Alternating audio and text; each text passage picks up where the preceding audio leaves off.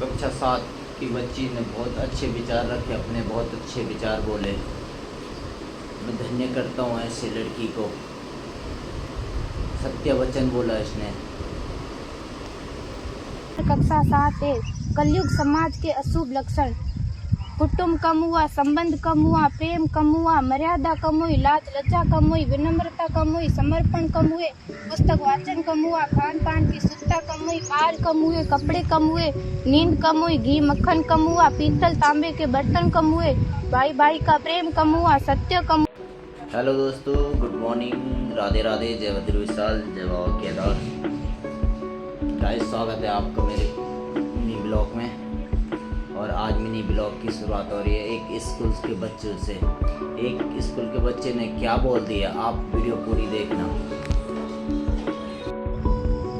मेरा नाम सोनू कंवर, कक्षा 7 कलयुग समाज के अशुभ लक्षण। कुटुंब कम हुआ, संबंध कम हुआ, प्रेम कम हुआ, मर्यादा कम हुई, लाज लज्जा कम हुई, विनम्रता कम हुई, समर्पण कम हुए, पुस्तक वाचन कम हुआ, खान पान की शुद्धता कम हुई, बाल कम हुए, कपड़े कम हुए, नींद कम हुई, घी मक्खन कम हुआ, पीतल तांबे के बर्तन कम हुए, भाई भाई का प्रेम कम हुआ, सत्य कम हुआ, अतिथि कम हुए, धैर्य कम हुआ, श्रद्धा और विश्वास कम हुआ, बड़ों का सम्मान कम हुआ, और भी बहुत कुछ कम हुआ जिससे जीवन सहज था, सरल था। संतान को दोष न दे। बालक या बालिका को इंग्लिश मीडियम में पढ़ाया, अंग्रेजी बोलना सिखाया, बर्थडे और मैरिज एनिवर्सरी जैसे जीवन के शुभ प्रसंगों को अंग्रेजी कल्चर्स के अनुसार जीना ही श्रेष्ठ माना।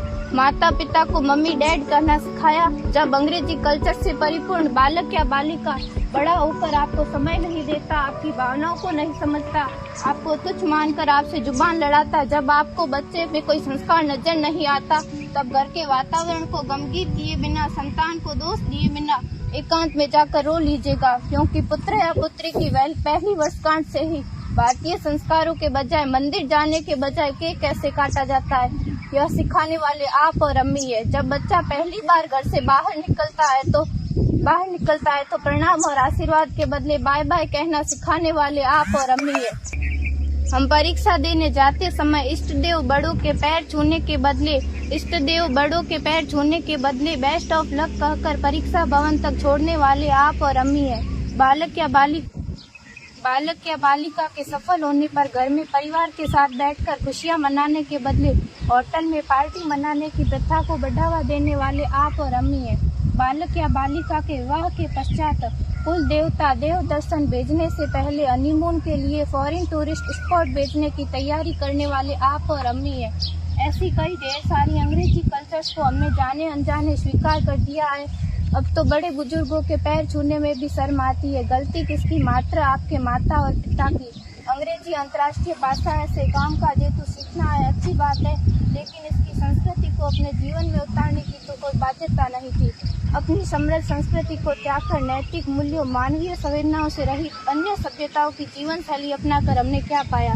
अवैध संबंध, टूटते रिश्ते, व्यसन युक्त धन, थके हारे मन, छल भरे रिश्ते, अनुशासनहीन संतानें, असुरक्षित समाज। एक बार विचार जरूर कीजिएगा कि संस्कारवान पीढ़ी क्यों आवश्यक है।